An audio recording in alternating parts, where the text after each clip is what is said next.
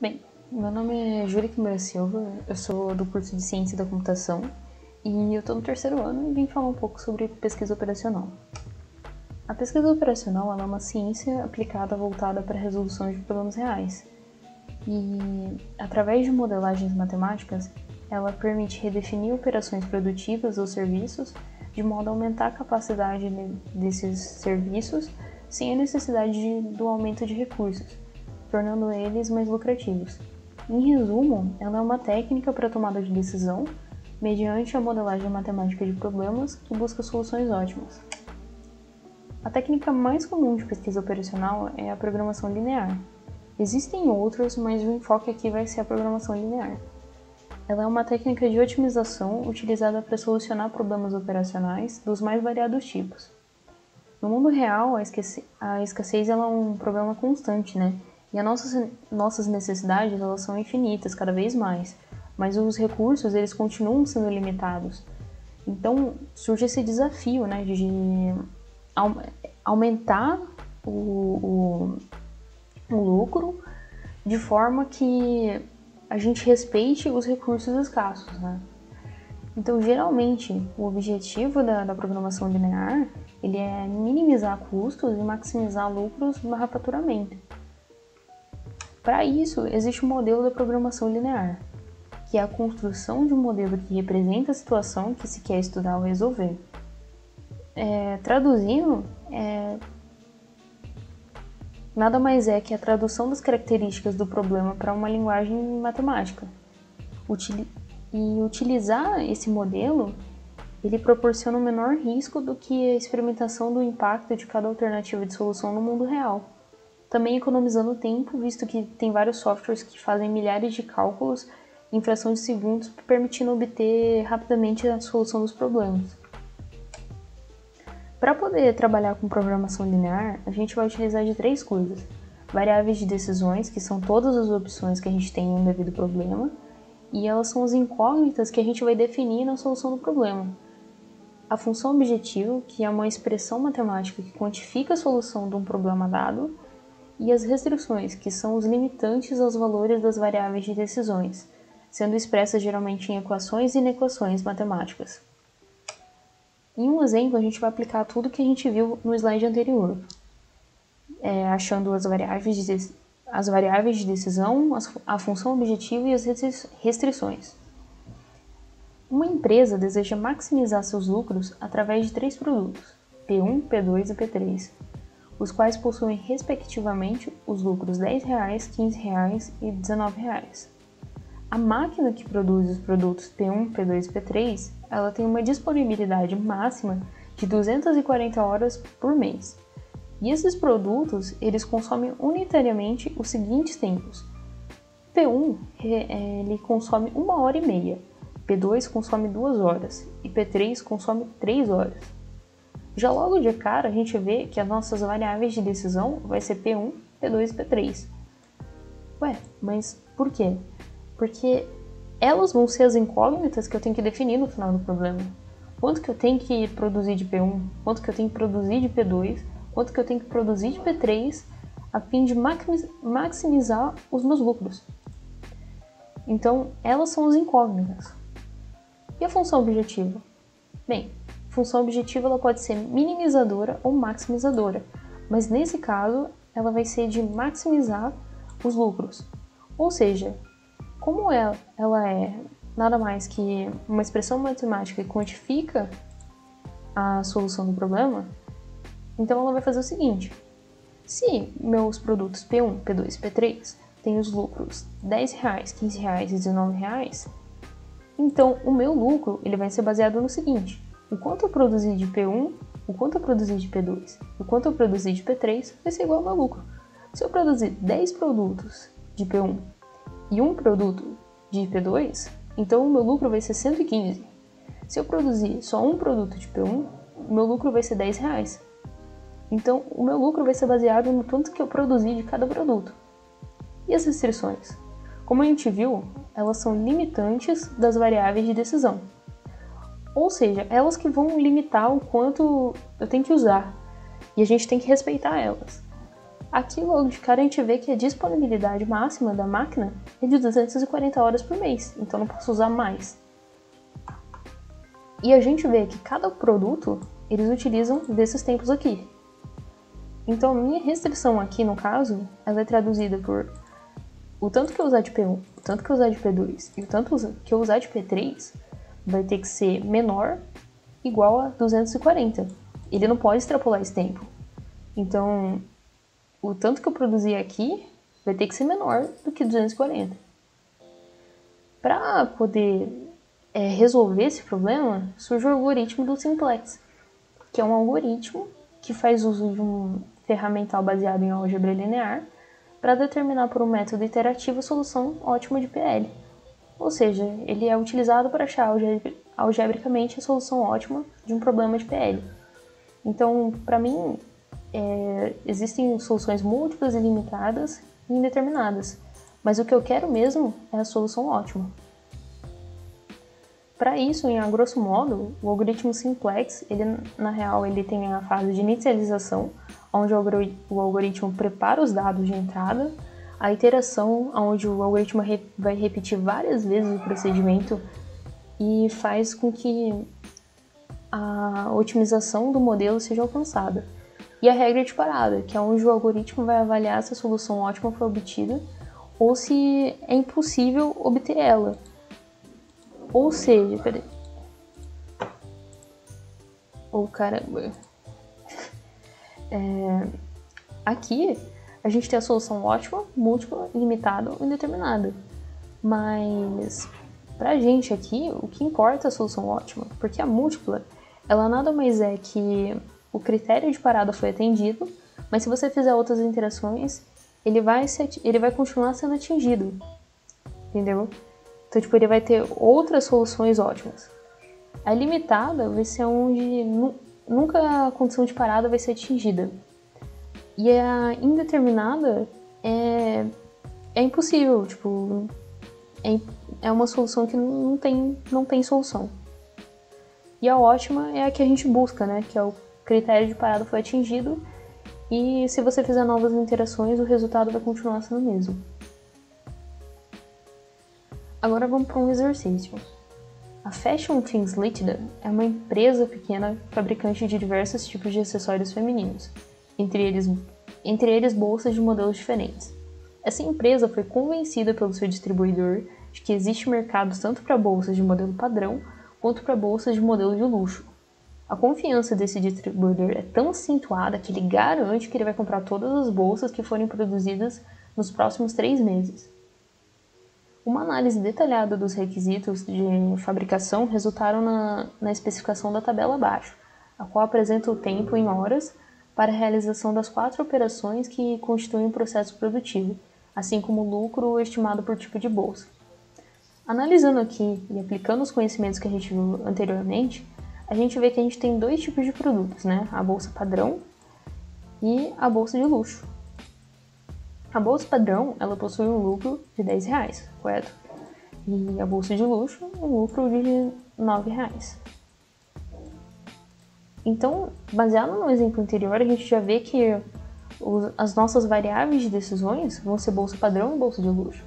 Porque essa empresa, ela quer maximizar o lucro dela através desses produtos. Então, quanto que eu tenho que produzir da bolsa padrão? Quanto que eu tenho que produzir da bolsa de luxo? E as nossas restrições aqui vão ser o tempo, né? Então, eu tenho 630 horas para corte e colaboração, tenho 600 para costura, tenho 700 para acabamento e 135 para inspeção e empacotamento. Beleza. Agora, vamos para a solução aqui do problema. Beleza. Como a gente tinha visto anteriormente, a gente vai ter a bolsa padrão e a gente vai ter a bolsa de luxo. Então aqui, as nossas variáveis de decisão, elas vão ser P1 igual a bolsa padrão e P2 igual a bolsa de luxo. beleza? E a nossa função, objetivo, ela vai ser a maximização, né? Ela é uma função maximizadora do lucro, que é definido por 10 vezes P1 mais 9 vezes P2. E por fim, as nossas restrições, elas vão ser definidas por 0,7 vezes P1 mais P2 menor ou igual a 630, 0,5 vezes P1 mais 0,83 de P2 maior ou igual a 600, e você vai copiar pro resto, né? Então vai ficar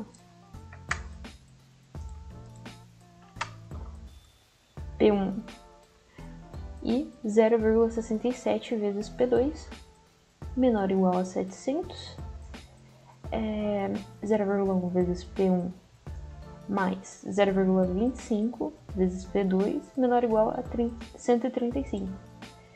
E essas são as nossas restrições. Isso daqui a gente chama de modelo original. Então esse daqui é o modelo original. Agora que a gente já fez a análise do problema, né, perante a programação linear, agora a gente vai passar isso para poder fazer o algoritmo do simplex. Então, a gente vai passar isso para o que a gente chama de forma padrão do simplex. E a primeira coisa que a gente vai fazer nessa forma padrão do simplex, a gente vai pegar as nossas restrições. E o que a gente tem que fazer é o quê? A gente tem que tirar esse menor ou igual. E para poder fazer isso, eu adiciono o que eu chamo de variável de folga. Então, eu adiciono a variável de folga e tiro o menor ou igual. Eu deixo só o igual. Por que isso? A folga, ela representa, na verdade, o que sobrou. Então, se a folga for zero, quer dizer que eu usei todo o meu recurso. E se a folga for 630, que nesse caso, significa que eu não usei nada. Meu recurso continua intacto. Então vamos lá. Você vai aplicar isso para todas. Então, aqui vai adicionar uma variável de folga, aqui vai adicionar uma variável de folga, e aqui outra variável de folga. E como é que eu sei se aqui é positivo ou não? Para menor igual, sempre vai ser positivo a variável de folga. Se for maior ou igual, então vai ser negativo. Então, supondo que aqui fosse maior ou igual, então eu adicionaria uma variável de folga negativa. Enfim, você vai aplicar isso para todas as restrições e vai ficar assim: variável de folga 1, variável de folga 2, 3 e 4, beleza? Aqui na função você pode adicionar as variáveis de folga também. Então ficaria mais 0f1 mais 0f2 mais 0f3 e mais 0f4. Depois que você adicionou as variáveis de folga, agora falta montar a nossa tabela. E para montar a nossa tabela, a gente vai precisar de uma base de todas as nossas variáveis, que vão ser P1, P2, aqui vai ser F1, F2, F3, F4 e a coluna B. Aqui na base, a gente vai adicionar as nossas variáveis básicas de início, que são F1, F2, F3, F4 e o lucro. Então, sempre no início, o que vai aqui são as variáveis de folga e o lucro. Beleza? Agora é só preencher a tabela. Então, a gente vai pegar esses valores aqui e a gente vai pegar a nossa função e vamos transportar tudo para essa tabela aqui. Para facilitar, dá para você ir copiando daqui. Enfim, vamos lá. Aqui, o 0,7 ele vai vir para cá. 0,5 vai vir para cá. Aqui vai ser 1. 0,1. Oh, caramba. E você vai aplicar para todos. Então aqui 1, 0,83, 0,67, 0,25. E aqui nas variáveis de folga, aonde está a variável de folga vai ser 1. Então aqui vai ser 1 e o resto 0.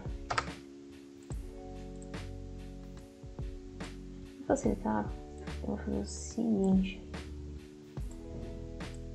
meramente para facilitar a minha vida. Beleza. Aqui, F2 é 1. Aqui, F3 é 1. E aqui, F4 é 1. E aqui é tudo 0.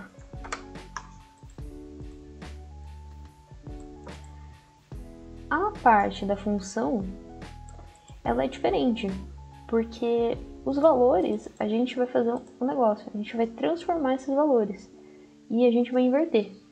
Então, 10 vai virar menos 10 e 9 vai virar menos 9. Beleza? Só vou ajeitar essa tabela, que ela tá muito feia. Ok. E aqui na coluna de B, a gente vai adicionar o recurso aqui no caso, né? Então, F1, 630. Aqui, 600. Aqui, 700. E aqui, 135. E o lucro, 0. Beleza? Já logo de início, o algoritmo pede para que a gente verifique o seguinte: se a condição de parada foi atingida. E a condição de parada é que não exista nenhum valor na linha do lucro, né, das variáveis aqui, que seja negativo. E no caso aqui temos 2 valores negativos. Ou seja, a gente vai precisar fazer uma iteração. A nossa primeira solução aqui dentro da tabela é o seguinte: solução inicial.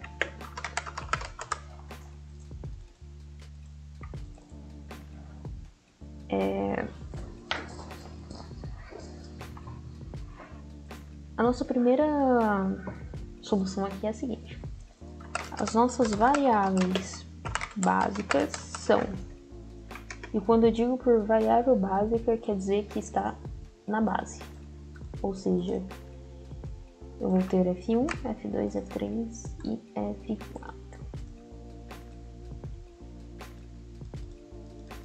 F1 é igual a 630, F2 é igual a 600, oxe, não tá digitando,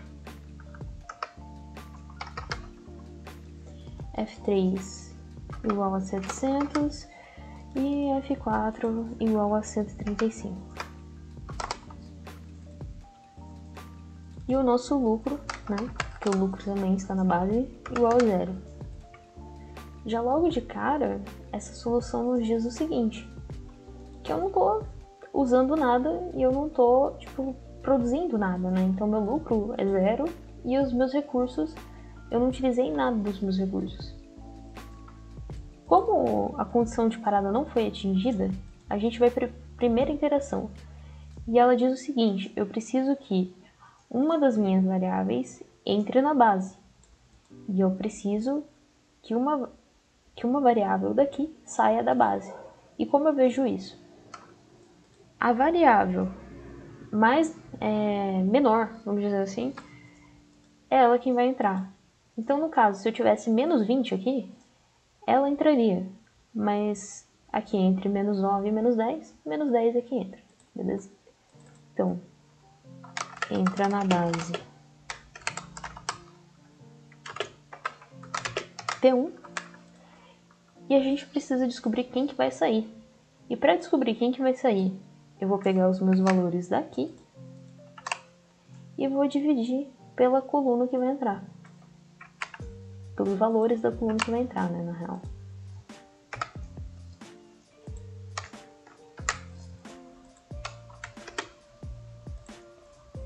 Depois é só aplicar aqui. O menor valor positivo é o que vai sair da base. Então, quem sai da base é F3. Por que F3? Porque aqui é F1, aqui é F2, aqui é F3 e aqui é F4. Beleza? Agora a gente precisa montar essa tabela de novo. E a regra ela diz o seguinte, que para eu poder montar essa tabela, eu preciso utilizar um pivô. E o nosso pivô vai ser quem? Vai ser a intersecção entre a coluna que vai sair e uma coluna que vai entrar. Então, F3, P1. O nosso pivô vai ser o 1. Então, deixa eu colocar numa coisinha top, para a gente poder visualizar aqui.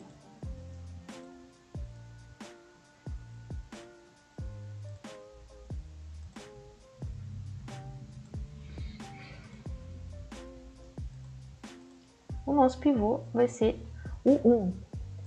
E a regra ela diz o seguinte: eu preciso igualar a 1 o meu pivô. Aqui no caso não precisa, porque ele já é 1. Mas vamos supor caso eu precisasse igualar a 1. O que eu precisaria fazer seria dividir ele por ele mesmo e aplicar as outras variáveis. Beleza? No caso, como é 1, não vai mudar nada. E as outras linhas de P1, aliás, deixa eu corrigir um negócio, eu fiz besteira aqui. Aqui não é mais F3 porque F3 saiu, agora é P1. Beleza? Então, as outras linhas aqui, eu preciso igualar a 0. E para igualar a 0, eu vou pegar essa coluna, vou multiplicar pelo valor negativo, quer dizer, negativo não, invertido, e vou somar um valor. E vou aplicar isso para a linha inteira. E vou fazer isso para todas as linhas. Beleza? Então, opa.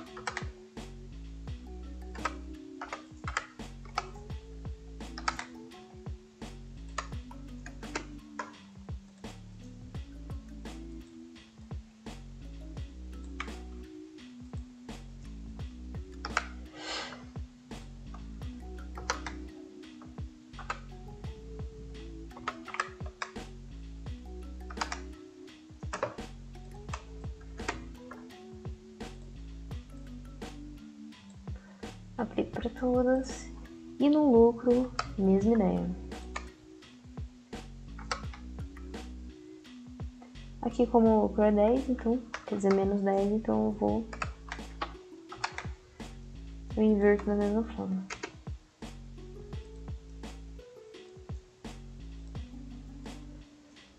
Beleza. Aqui, depois que a gente acaba, a gente tem que fazer a mesma coisa. Eu tenho que fazer a pergunta. se a condição de parada foi atingida. E aqui no caso ainda não, porque eu ainda tenho um valor negativo aqui. Deixa eu ver se eu fiz certo. Tô com medo de ter feito isso. Beleza. Então eu vou precisar fazer uma nova interação. Aqui, como a única coluna aqui que ainda é negativa é P2, então é ela que vai entrar. E a que vai sair, a gente precisa calcular de novo. Então vamos lá. Eu copio aqui.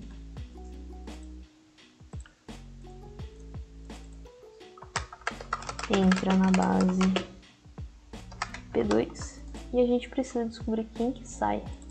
Deixa eu escrever aqui, sai da base. Vou pegar a coluna aqui de P2 e vou dividir.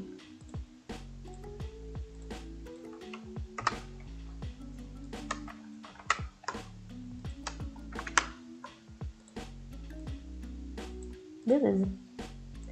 Depois de dividir, você vai pegar de novo o menor valor. Então, quem sai da base é F1.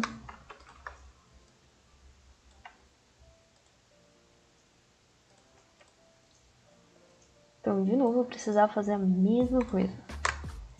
Copia aqui a nossa tabelinha maravilhosa. E vou fazer a mesma coisa para essa tabela. Então, a nossa intersecção dessa vez vai ser aqui. Deixa em outra cor dessa vez. Azul. Eita.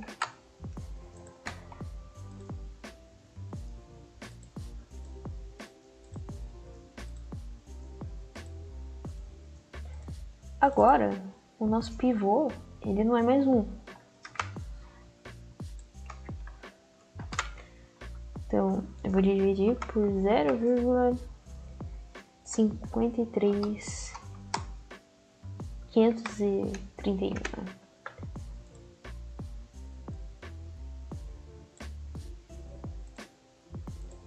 Aplico com essa linha, aplico com essa linha. E beleza. E os outros? Eu pego isso daqui, vezes menos 0,495 mais ali. Aplico para todos. Aplico para cá. Vou zerar aqui de novo. Menos 0,67 mais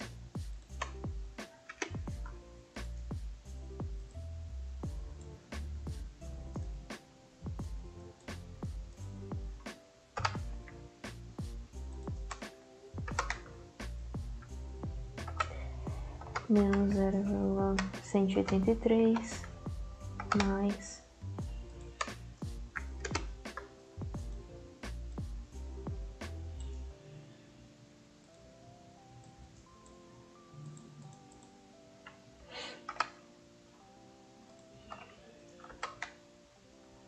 2,3 mais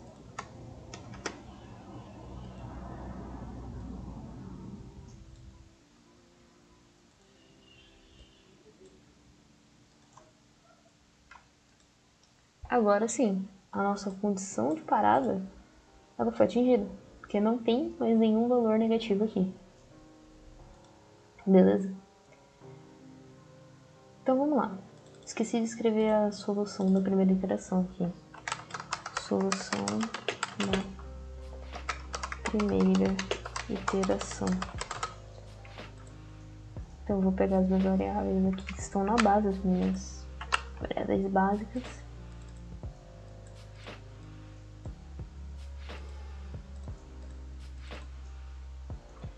F1 igual a 140.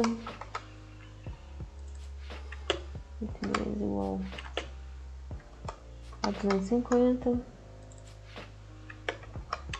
P1 igual a 700.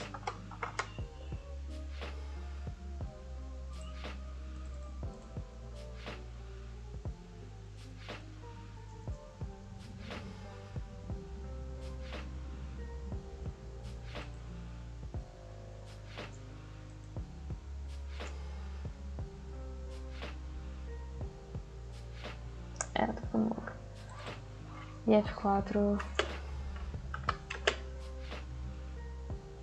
igual a 65. Tinha achado que eu fiz merda aqui. Mas vamos lá.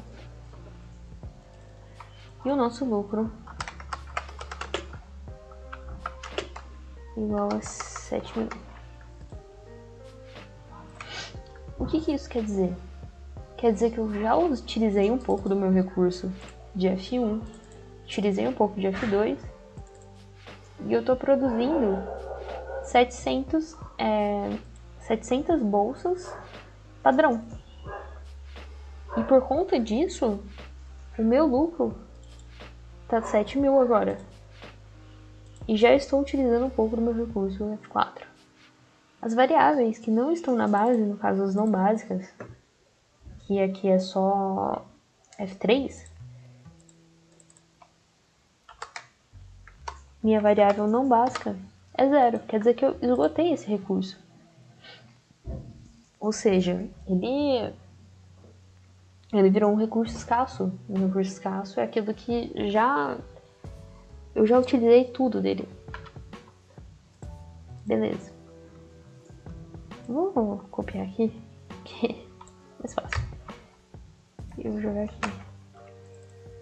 Que é a solução final. Por que solução final?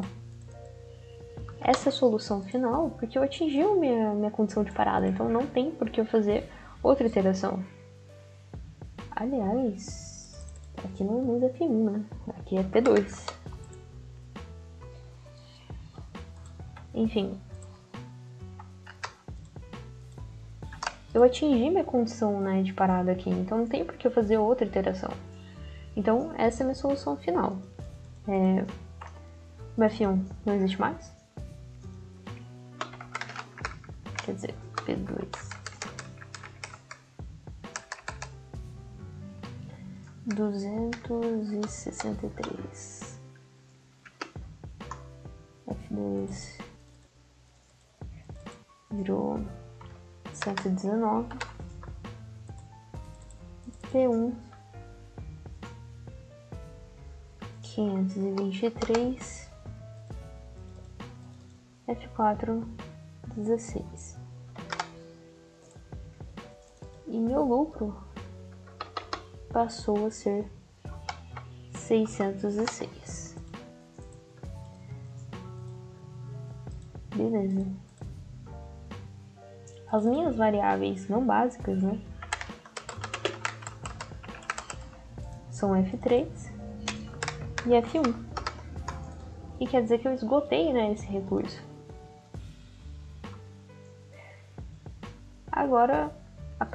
Agora que a gente terminou, né, e achou uma solução ótima, porque a gente atingiu a condição de parada, a gente vai passar para uma outra parte. Mas antes eu esqueci só de um negócio, de fazer a análise nossa final, né? Porque... Vamos lá. O P1, na real não é nem análise, é interpretação. Ele indica a produção, né, barra vem de 276, caramba,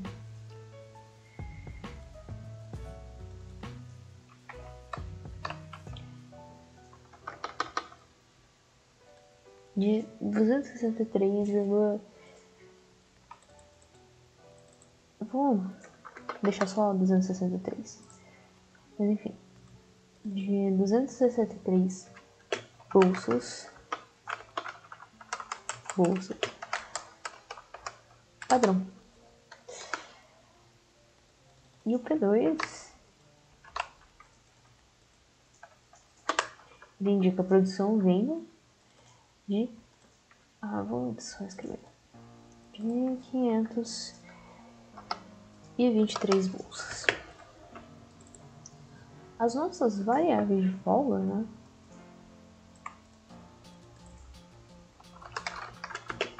como o F1 é igual a 0, então o que significa que eu indica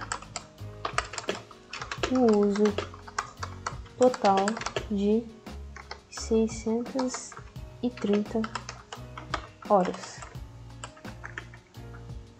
de F2. Indica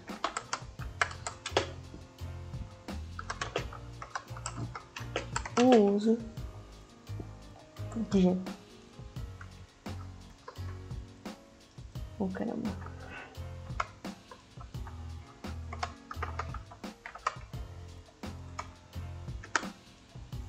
Indico o uso de 480 horas e a sobra de 119. Eu sei que tem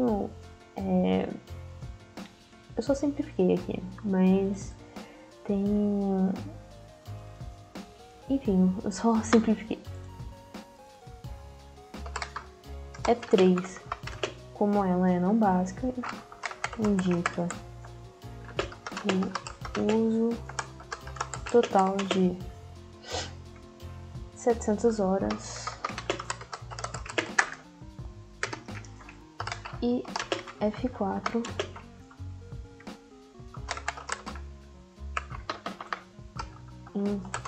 indica o uso de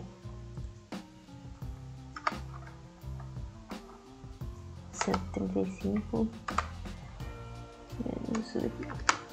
Indica o uso de 118 horas e a sobra de 16 horas.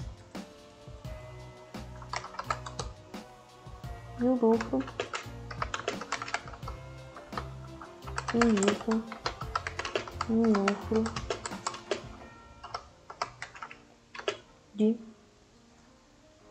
R$7.606,40. Beleza. Depois de terminar todo o nosso simplex, agora a gente vai passar para uma outra fase, que é a fase de análise, né? Então, o que é a fase de análise? A fase de análise é a seguinte: é a análise de sensibilidade. Essa análise ela se refere ao estudo de certas questões de pós-otimização. Ele tenta entender até que ponto essa solução encontrada para o problema de programação linear seria alterada se um ou mais parâmetros do problema original fossem modificados.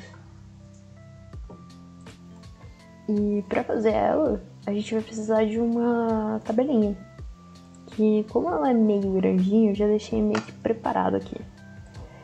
Então, meu Deus, só deixa eu ajeitar umas coisas aqui.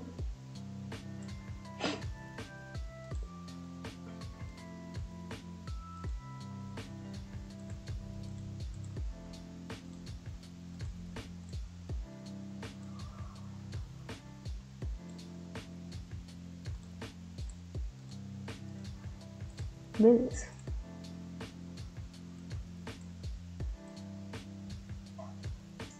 Vamos lá. Começando pelo tipo de variável. P1 e P2, como a gente viu lá em cima, elas são variáveis de decisão.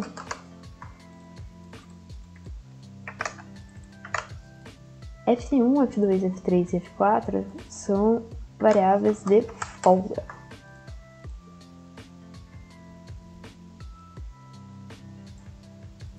E o lucro é a nossa função. Para ver o valor inicial, a gente vai precisar pegar aqui a nossa primeira solução inicial. Então, como o P1 e P2 eram variáveis não básicas, o valor é zero. Aqui era 630, 600, 700, 135 e 0. E o nosso valor final é só pegar daqui, né? Então, P2 é igual a isso. P1 é igual isso daqui. F2 e F4. Como elas viraram variáveis não básicas, 0. E o nosso lucro, beleza. Básico é como eu tinha falado anteriormente, é se ela está na base, né? Se o valor é 0, é não. Então, não.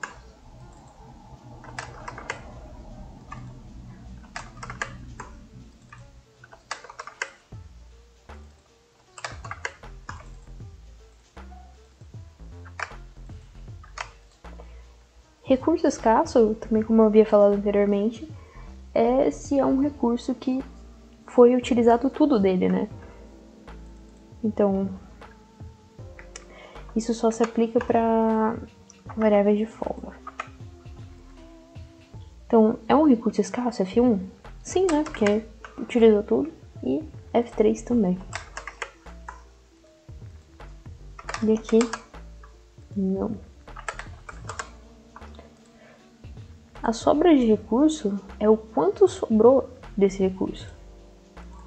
Também é aplicável só para variáveis de folga. Então, se aqui é um recurso escasso, então não sobrou nada, né? E...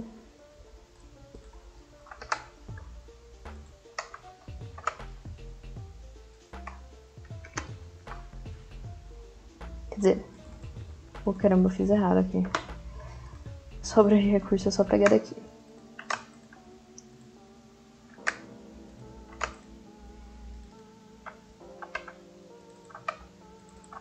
O uso de recurso é quanto utilizou do recurso, né? Então, se é um recurso escasso, utilizou 100%. Então, 630 aqui, 700 aqui. E agora sim.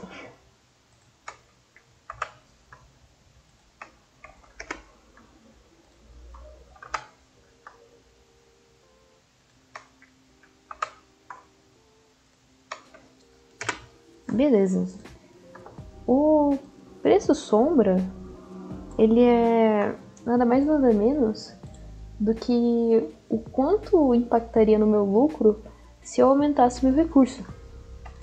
Então, eu também só vou aplicar ele para as minhas variáveis de folga. E como eu vejo isso?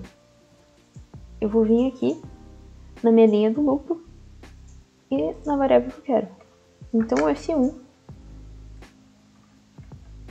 isso daqui, e F3. Os outros são 0.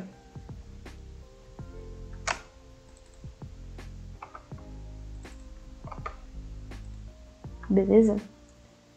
Então, o que seria isso? Aqui significa o seguinte: se eu aumentasse, se eu aumentasse aqui o meu recurso de 630 para 631, significa que o meu lucro aumentaria em 4,33, beleza? Ou seja, seria igual a isso daqui mais isso daqui.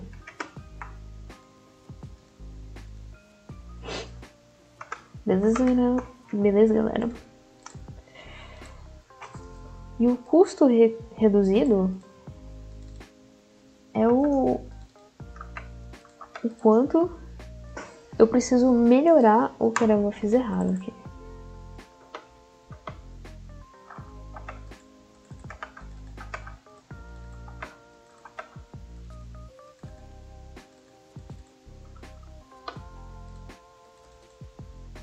O custo reduzido... tô travando aqui. Ao vivo é foda, né?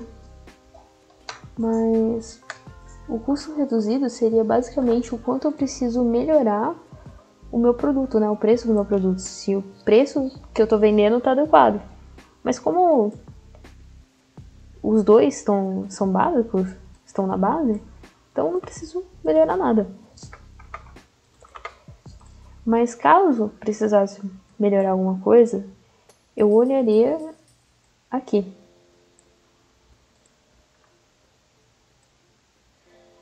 Beleza. O aumentar parâmetro, o reduzir e o máximo, a gente só vai aplicar para as variáveis de folga.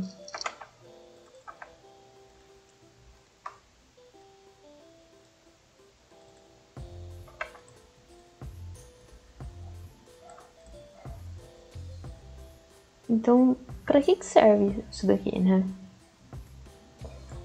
Eu consigo aumentar, mas o quanto será que é útil aumentar, né?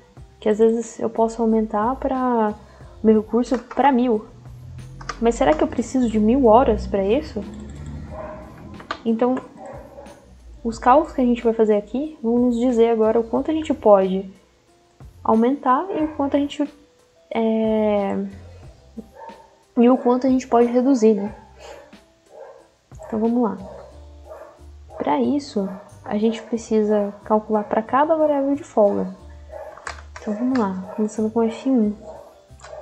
A gente vai pegar os valores que daqui.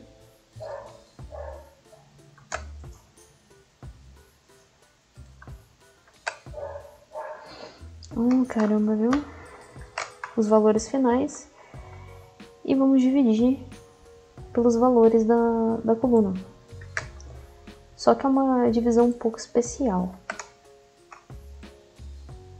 Olha, foi? Acho que não. Beleza. Essa é uma divisão um pouco especial, que é o seguinte, a gente vai dividir esses valores. No entanto, a gente vai multiplicar por menos 1.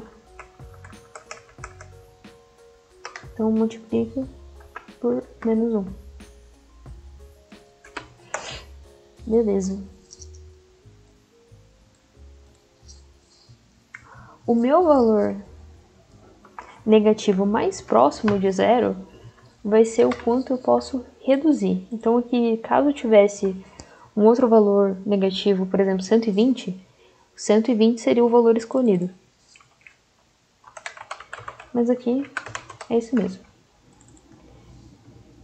E o valor mais próximo positivo de zero é o quanto a gente pode aumentar. Então, aumentar aqui. Beleza. Então, eu posso aumentar aqui em 140.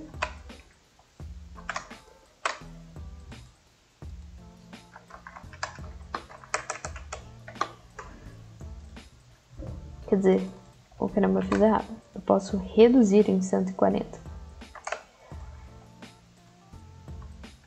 E posso aumentar. Só vou aproximar um pouco mais. E posso aumentar em 48,6. Beleza. Agora a gente vai aplicar isso para todos. Deixa eu deixar isso daqui mais um pouquinho mais bonitinho. Beleza. A gente vai ter para F2, F3 e F4. Então vamos lá. Para F2 a gente vai lá nos valores de F2.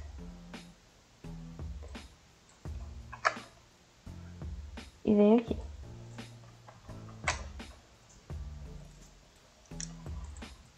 Quando não tiver um valor positivo, então quer dizer o seguinte. Eu posso aumentar infinitamente. Então, vamos lá.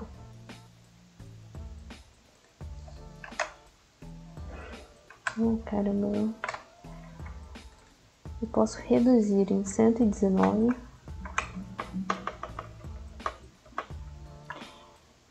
posso aumentar infinitamente. Vamos fazer a mesma coisa para F3, então pega a coluna de F3 e joga aqui.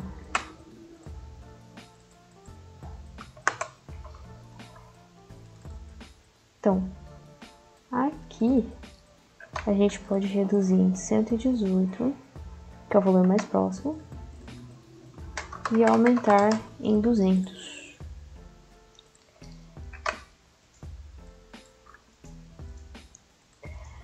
Então, reduzir.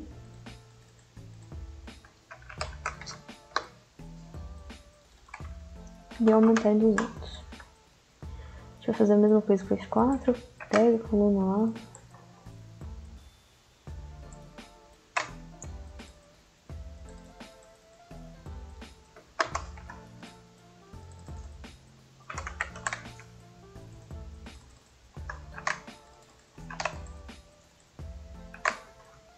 Então, vem aqui. Posso reduzir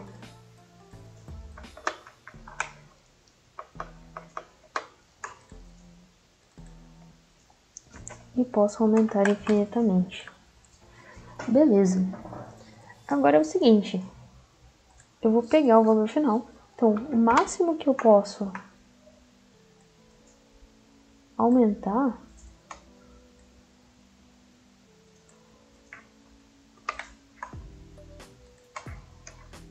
é isso daqui.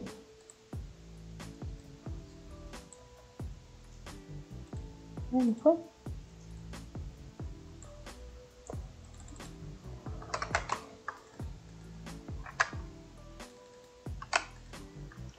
E o que eu posso diminuir é o valor inicial menos o nosso mínimo. Beleza. Isso é o mínimo que eu posso reduzir e isso é o máximo que eu posso aumentar. No entanto, o infinito ele significa o seguinte: não importa o quanto eu aumentar, que não vai mudar nada, vai continuar a mesma coisa. Então, não é necessário aumentar. E o mínimo é o quanto eu posso diminuir para que até que eu não precise fazer o simplex novamente. E é isso, galera. Obrigada pela atenção. E só.